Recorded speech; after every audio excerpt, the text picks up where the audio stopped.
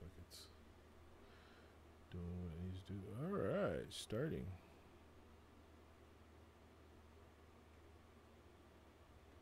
Oh, I gotta change this. It's driving me nuts. All right, we are live. So I'm hoping everything is good with this. I've been trying it out for a few different, or trying it out a few different times. So I'm hoping this looks okay. What we're gonna do is we're gonna do some photo edits, at least one photo edit, and looks like the stream is healthy. So let's go ahead and get started. Now, if you have any questions or anything like that, I'm waiting a little bit for a few people to jump in. But if you have any questions, please post them in the chat box, and then we'll go from there and we'll answer some questions. I'm still getting used to this whole stream thing, so I might miss a few things when it comes to questions and things like that. So just bear with me. But let's go ahead and jump in. Let's see if I can't move this stuff around here. Let's see. I move that here. That looks okay. Let's snap it on the side here. Okay. So we have that going, and I can see the chat here. Okay. Let's go ahead and get into this, and I will switch over to my desktop. There's my desktop. And there's my Lightroom. Okay, so let me just kind of set this up and tell you a little bit about where I was. This is obviously Paris.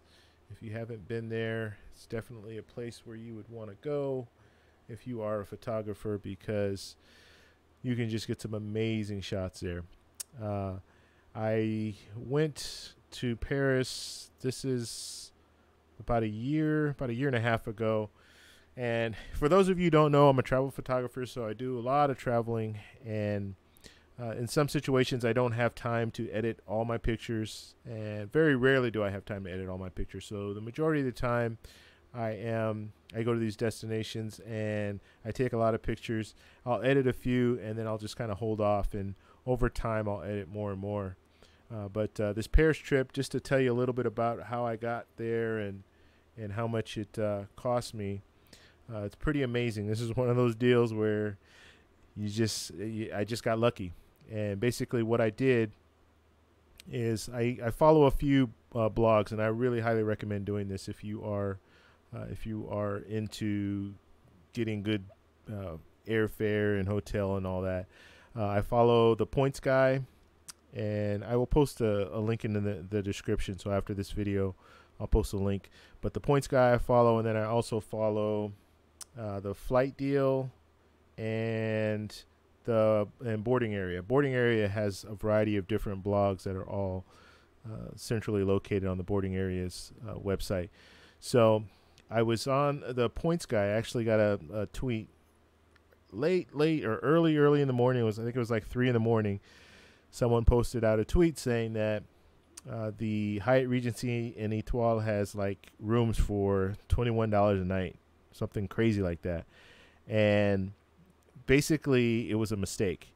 And so what happened is I went to the link, and sure enough, the Hyatt Regency in Etoile, or Hyatt Regency Etoile in Paris, was showing rooms for $21 a night. And so I booked 5 nights, just booked it right away, and got my confirmation and everything. And you know how when someone does a blog, at the very end, you'll have comments. So you'll have people commenting. And a few people said, yeah, I got mine. I booked mine. And so that went on for a couple of hours. And then after that, then you start seeing people posting on there that they weren't able to get in. And so what happened is the Hyatt, they made a mistake. So it was the fare was a mistake. It shouldn't have been $21. It should have been, I think when I started looking at the rooms after the fact, the rooms are $600 a night. So I got really lucky. I mean, this is one of those deals where you almost you'll never get something like that again. I mean, you have to really be lucky to get it again.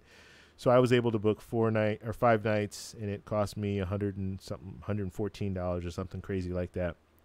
So I had that all set up, and then as far as my airfare went, I went ahead and I was able to book using points. I was able to book on American Airlines, and I flew there, and it cost me, the whole flight cost me about $300 total. I had a $300 credit for airfare, so in total, it actually cost me $600, but I used the $300 credit, and then it cost me overall was like $300, and I got to fly first class back. So don't know if you've ever flown first class on a overseas flight, but that's an experience. It was a 747. I was flying right underneath the pilots, and it was nice. It was the nicest thing I've ever done as far as like being pampered and all that. So I really had a good time doing that. But enough of that. I want to talk about doing some editing here and just show you guys how I edit some of my pictures. So this is a bridge in Paris, and I can't remember the name of it, so I apologize for that. But this is a very popular bridge in Paris, and so we'll go ahead and edit this one. So the first thing that I do when I'm doing my editing, I always look at the image first. I look at the histogram here over on this side here. You can see the histogram. You can kind of see what's going on here as far as the stuff that's on the left-hand side. That's the darker part of your image. On the right-hand side, that's the lighter part of your image. If I hover over these little areas here, it will show me what is overexposed and what's underexposed. Okay, and you can see there's really not much underexposed. You have to look really close to find some stuff that's underexposed. There's a few things that are overexposed. The lights up here are overexposed, which is pretty common. So what I want to do is I want to balance the image as much as I can and then kind of bring out certain areas. So that's what I always try to do. So let's look at the first thing you want to look at is a white balance. Now I shoot all my pictures raw, so I have a lot of leeway. I can really dial in. I can go to custom and dial in the Kelvin exactly the way that I want it, or I can just use the balances they have here. If we start with fluorescent here, we'll see it brings out a little bit more. It makes it a little warmer, and that's closer to the way it was when I saw it. Now I can also mess around with some other, let's see, tungsten. Let's see what that does. So that really changes the color. That doesn't look like it. Shade, look at that. Oop, that is really off. Daylight, now it wasn't daylight. It was obviously at nighttime, so these lights are not daylight balanced. So I think the closest is fluorescent.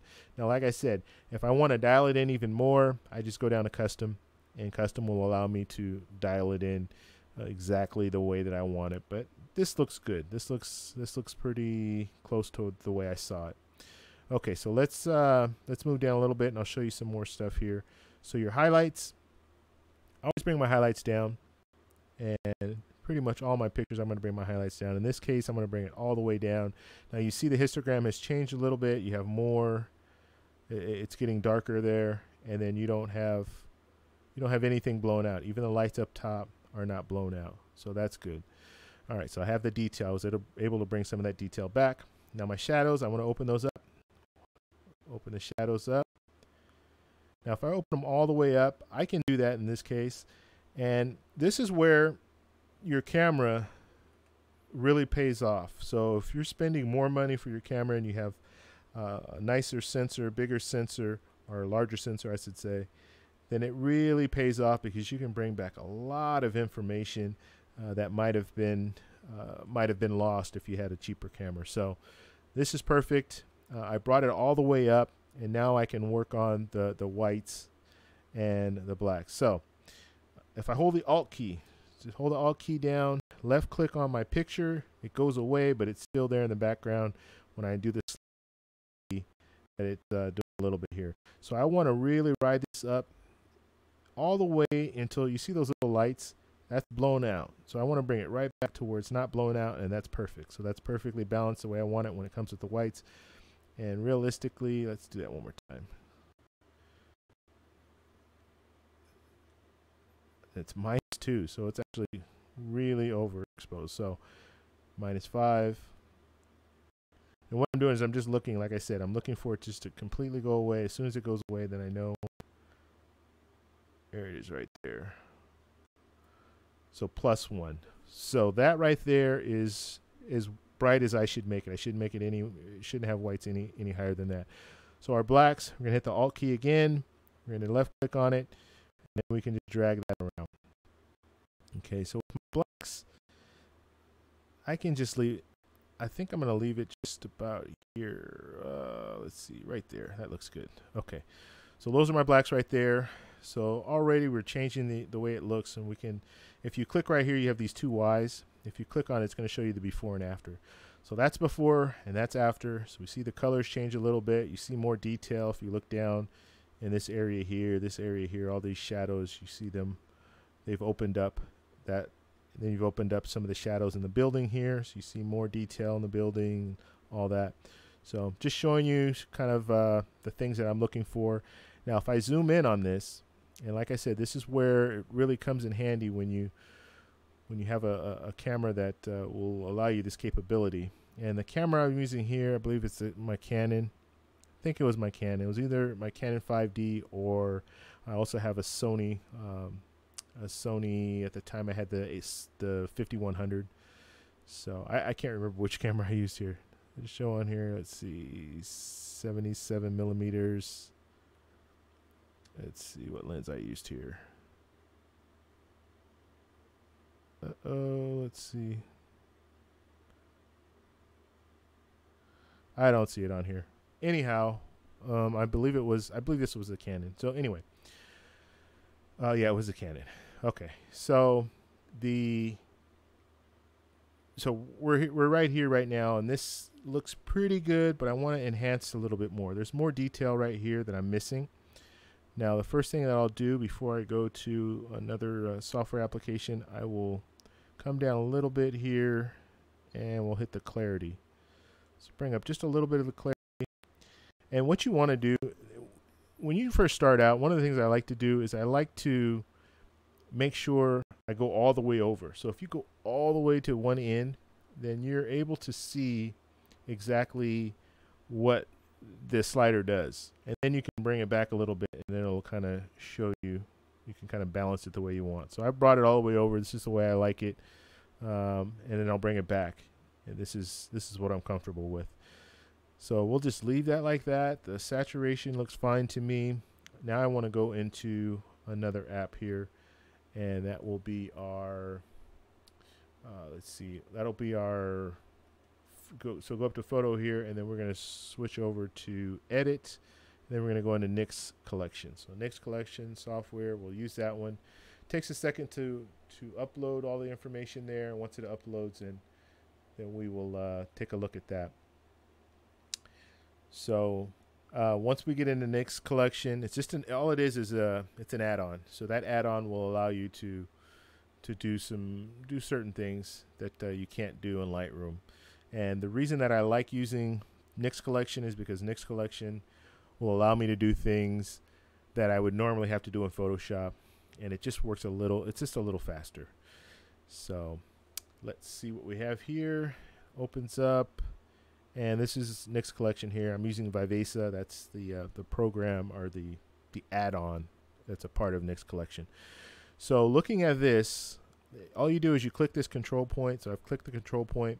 I can put that control point anywhere on this picture. Now wherever I place it, this little central point is what it's reading. So it's going to read this area here, and then if I make a change, like if I add structure, when you add structure, it just gives it more definition. It's almost like kind of like an HDR, but you can really spot. You can put it in a certain spot, certain area, so it makes it better that way.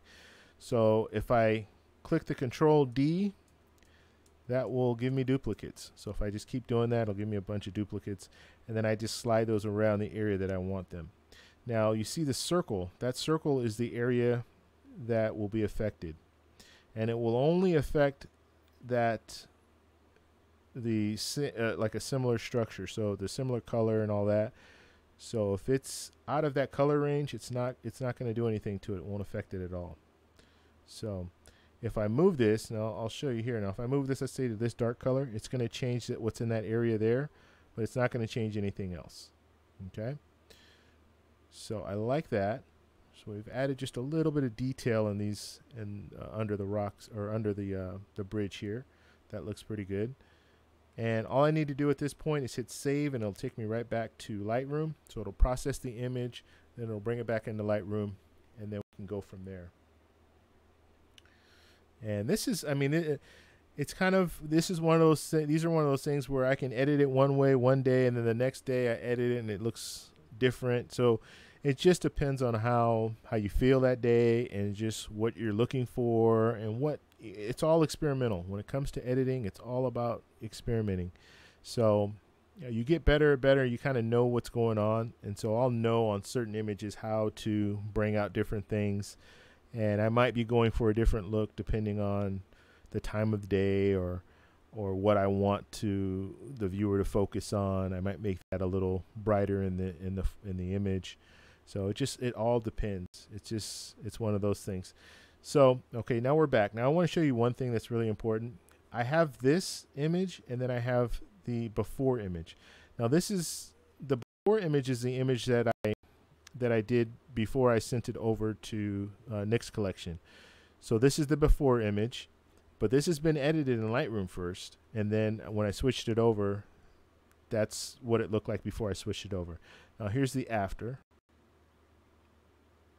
and you see it's changed just a little bit, and we can go back and you can just see it's just a little, looks like a little more detail. If you look right in here in this bridge, you can see it a lot.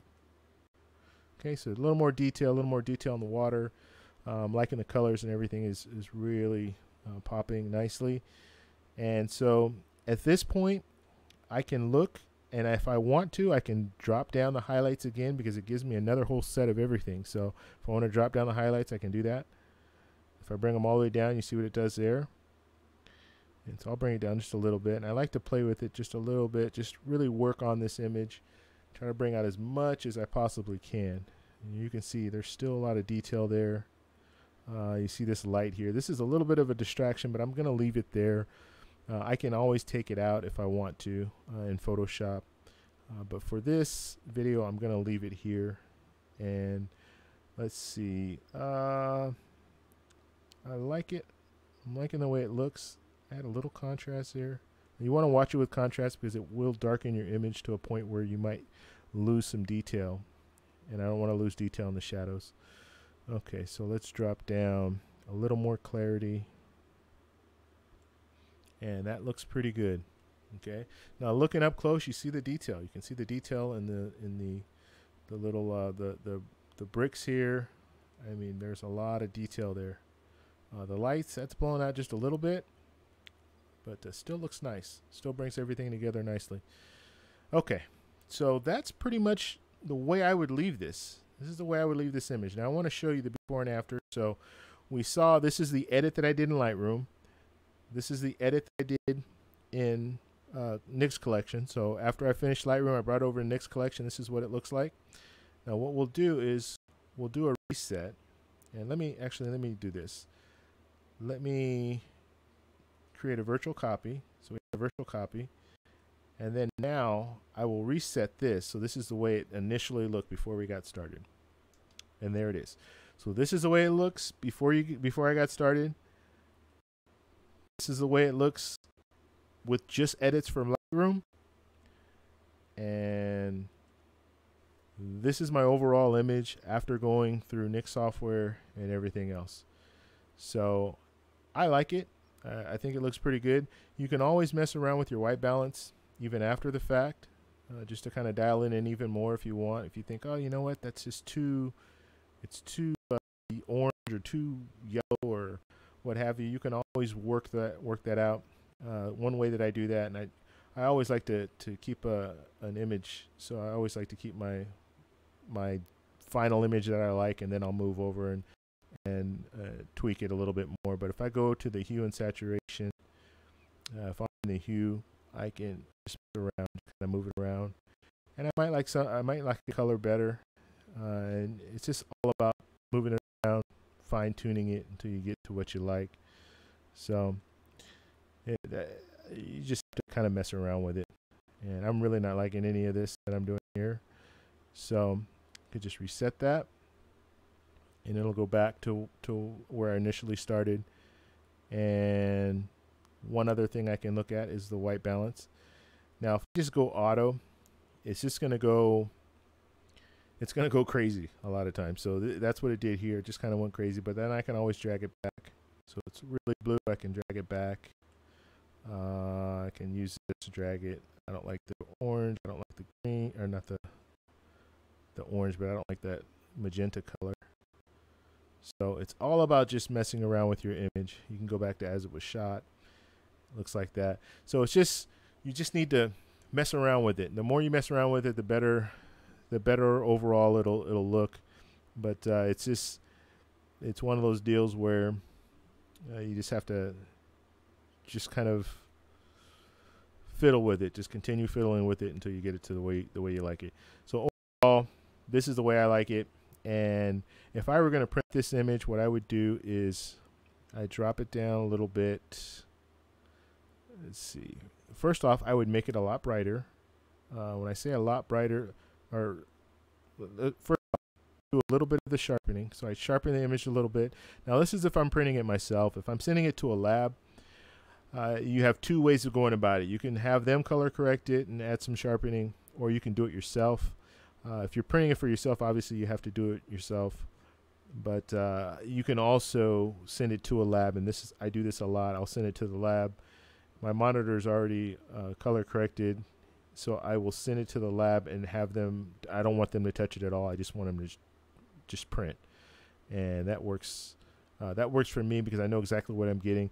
Especially if I'm selling prints, I want to make sure that the prints look the same. So I don't want them to mess around with it, because I could send it to the lab and then they see it a certain way, and then another lab tech sees it a different way and color corrects it differently. So this is what I do here. So I would definitely sharpen it up. And then if I'm printing it for myself, and this is if I'm only printing it for myself, let me create a duplicate here, virtual copy. I always color code it, so I'll put it like, I think I use purple. Yeah, I'll use purple. And that way I know it's something that I'm going to print later. But in this situation, I would definitely brighten it. And this looks really over the top bright, but you have to understand that we're looking at it on a screen. So when you look at it on a screen, it's going to be brighter than if you print it.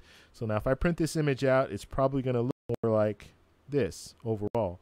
So I want to make sure I have it brighter than it would look, make it look brighter than it would.